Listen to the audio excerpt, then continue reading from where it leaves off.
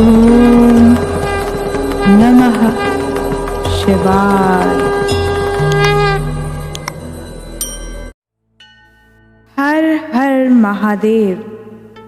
दुनिया में सबसे भाग्यवान वही है जिसके पास भोजन के साथ भूख है, बिस्तर के साथ नींद है और धन के साथ धर्म है। ईश्वर से कुछ मांगने पर ना मिले तो उनसे नाराज ना होना, क्योंकि ईश्वर वह नहीं देता जो आपको अच्छा लगता है, बल्कि वह देता है जो आपके लिए अच्छा होता है। महादेव कहते हैं कि कुछ वस्तुएं समीप जाने से बिना मांगे ही मिल जाती हैं। अग्नि से गर्माहट, बर्फ से शीतलता और गुलाब से सुगंध। ईश्वर से भी कुछ मांगिए मत, बस निकटता बढ़ाइए। सब कुछ बिना मांगे मिलने लगेगा। इसलिए शिव पुराण में कही गई ये बातें मैं आपसे साझा कर रही हूँ, जिनका यथावत पालन करने से आपकी जिंदगी सुख, शांति और वैभव से भर जाएगी। पहली बात है धन। महादेव कहते हैं कि हमें अच्छे मार्ग पर चलकर धन कमाना चाहिए और इस धन को 3 भागों में बांट देना चाहिए। प्रथम भाग को जीवन काल की वृद्धि में लगाना चाहिए। दूसरे भाग को परिवार के उपभोग में, जरूरतों को पूरा करने में लगाना चाहिए, ताकि परिवार का भरण पोषण उत्तम ढंग से हो सके। अंतिम भाग को धार्मिक कार्यों में लगाना चाहिए। इससे हमारे जीवन में सफलता के साथ हमारे कष्टों से भी हमें मुक्ति की प्राप्ति होगी। ध्यान रखने योग्य है, अरब खरब धन जोड़िए, करिए लाख फरेब, इसे रखोगे तुम कहाँ, नहीं कफन में जेब। दूसरी बात है क्रोध। भगवत गीता में लिखा है, क्रोध से भ्रम पैदा होता है, भ्रम से बुद्धि व्यग्र होती है और तर्क नष्ट हो जाता है। जब तर्क नष्ट होता है तब व्यक्ति का पतन हो जाता है।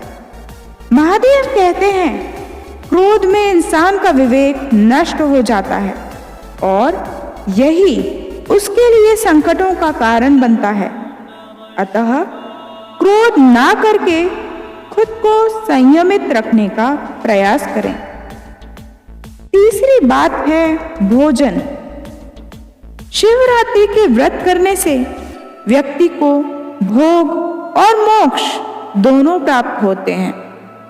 शिव पुराण में बताया गया है कि अधिक भोजन हमारे शरीर को नुकसान देता है। हमारा स्वास्थ्य हमारी सबसे बड़ी दौलत है। इसका एहसास हमें तब होता है जब हम इसको खो देते हैं। इसलिए शिव पुराण में हमें शिवरात्रि का व्रत करने की प्रेरणा दी गई है। एक दिन के लिए व्रत करना हमें भोजन से अधिक लाभदायक है, यानी कि भोजन से हमें उतनी शक्ति प्राप्त नहीं होती जितनी कि व्रत से होती है। साथ ही मान पुण्य की प्राप्ति भी होती है।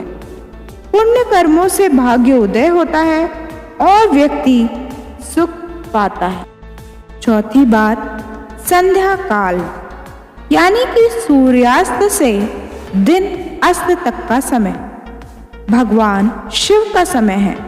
इस समय वे अपने तीसरे नेत्र से तीनों लोकों को देख रहे हैं और अपने नंदी व गणों के साथ भ्रमण कर रहे होते हैं। इस समय यदि कोई व्यक्ति कटुवचन कहता है, कलह करता है, निद्रा लेता है, सहवास करता है, भोजन करता है या कोई पाप कर्म करता है, तो भगवान शिव के क्रोध का पात्र बनता है। शोध तथ्य भी यही कहते हैं कि संध्या काल में भोजन करने वाले लोग अक्सर पेट से जुड़ी समस्याओं का सामना करते हैं। यह भी मान्य है कि जिन घरों में शाम को पूजा पाठ हो रहा होता है वहाँ ईश्वर की कृपा रहती है, और जहाँ सोए रहते हैं लोग वहाँ बरकत नहीं होती। साथ ही ऐसे व्यक्ति को कई प्रकार के रोग घेर लेते हैं और ऐसे व्यक्ति की आयु क्षीण हो जाती है और भगवान शिव के क्रोध का पात्र बनते हैं। पांचवी बात है सत्य। शिव पुराण में कहा गया है, मनुष्य के लिए सबसे बड़ा धर्म है सत्य बोलना और सत्य का साथ देना। सत्य परेशान हो सकता है लेकिन पराजित नहीं। सत्य आकाश में जगमगाता हुआ वह सूरज है जो असत्य से भरे अंधेरे के अस्त होते ही अंततः उदय हो ही जाता है। महादेव कहते हैं, असत्य मनुष्य को अधर्म और अहंकार की ओर ले जाता है, इसलिए सदैव सत्य का साथ दें, यही आपका धर्म है। छठवीं बात है निष्काम कर्म। मनुष्य अपने सत्कर्म या दुष्कर्म से भविष्य को जन्म देता है। शिव पुराण कहता है, कोई भी कर्म करते वक्त यदि व्यक्ति को खुद का साक्षी या गवाह बनना चाहिए। व्यक्ति कोई भी कर्म करने से पहले यह सोचता है कि इससे उसका फायदा होगा या नुकसान, पर उसे ये न सोचकर निस्वार्थ भाव से अच्छे कर्म करने चाहिए। व्यक्ति को ये भाव होना चाहिए कि वो क्या कर रहा है, क्योंकि उसके अच्छे या बुरे कर्मों का जिम्मेदार वह स्वयं होता है। उसे हमेशा ध्यान रखना चाहिए कि उसके हर काम को ईश्वर देख रहे हैं। यदि वो भाव रखेगा तो कभी भी पाप कर्म नहीं कर पाएगा। मनुष्य हर चीज से छुटकारा पा सकता है, पर अपने किए कर्म के फल से कभी नहीं, फिर चाहे वो अच्छा हो या बुरा। सातवीं बात है इच्छाएं। इच्छाएं कभी नहीं समाप्त होती, प्रतिदिन मन में उत्पन्न होती हैं। मनुष्य इच्छाओं के जाल में फंसकर मरते दम तक उन इच्छाओं के लिए अपना जीवन नष्ट कर लेता है। इसलिए शिव पुराण में हमें अनावश्यक और आवश्यकता से अधिक इच्छाओं को त्यागने की बात कही गई है। अगर आप शांति की इच्छा रखते हैं तो सबसे पहले अपनी इच्छा को शांत करें। आठवीं बात है मोह। इस संसार में प्रत्येक व्यक्ति किसी न किसी वस्तु या परिस्थिति में आवश्यकता से अधिक आसक्ति से मोह लगाए बैठे हैं, और यही मोह उनकी असफलता का कारण बनता है। उदाहरण के तौर पर यदि कोई व्यक्ति अपनी प्रेमिका से मोह लगा ले तो फिर उसे प्रेमिका के आगे संसार के सारे सुख फीके लगेंगे। यदि प्रेमिका खुश रहेगी तो वो भी खुश रहेगा, और प्रेमिका के दुखी होने पर दुख का अनुभव करेगा। और यदि वह छोड़कर चली गई तो खुद को दुख के अथाह सागर में डुबोकर मर जाएगा। इसलिए शिव पुराण ने हमें मोह का त्याग अर्थात निर्मोह रहकर जीवन यापन करने के लिए कहा है, क्योंकि पूर्ण रूप से मोह का त्याग जो लोग करते हैं तब परमात्मा के समीप जा पाते हैं, और वो आपको न ही कभी दुखी होने देंगे और न ही आपको छोड़कर जाएंगे। तभी सही अर्थों में आपको सच्चे सुख की प्राप्ति होगी। नौवीं है कल्पना। वर्तमान समय में जिस युग में हम जी रहे हैं वो विभिन्न प्रकार के आविष्कारों और खोजों का उत्कृष्ट युग है। लेकिन क्या आपने कभी विचार किया है कि ये सारी खोजें, आविष्कार भला कैसे हुए हैं, इनके पीछे कौन सी शक्ति काम कर रही है। शिव पुराण में इसका जवाब पहले से ही दिया जा चुका है।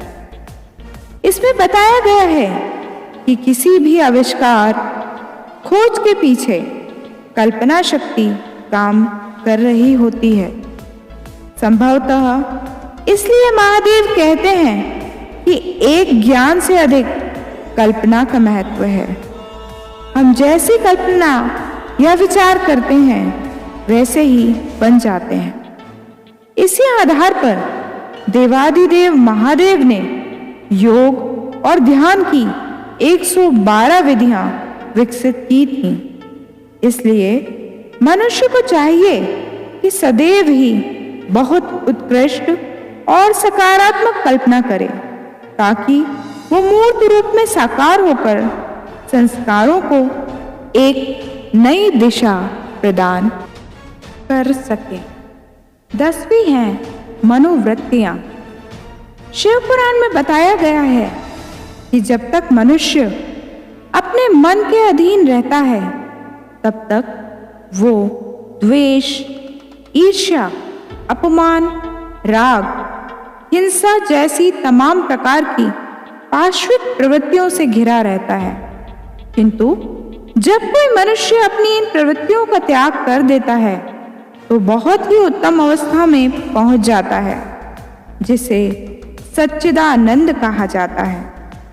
परंतु शिव शंभू कहते हैं, समस्त प्रकार की पशुवत प्रवृत्तियों से मुक्ति केवल भक्ति और ध्यान के माध्यम से ही संभव है।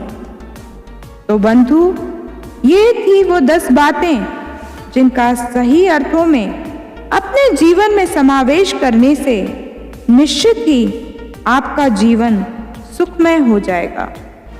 इसी के साथ मैं अपने शब्दों को विराम देती हूँ।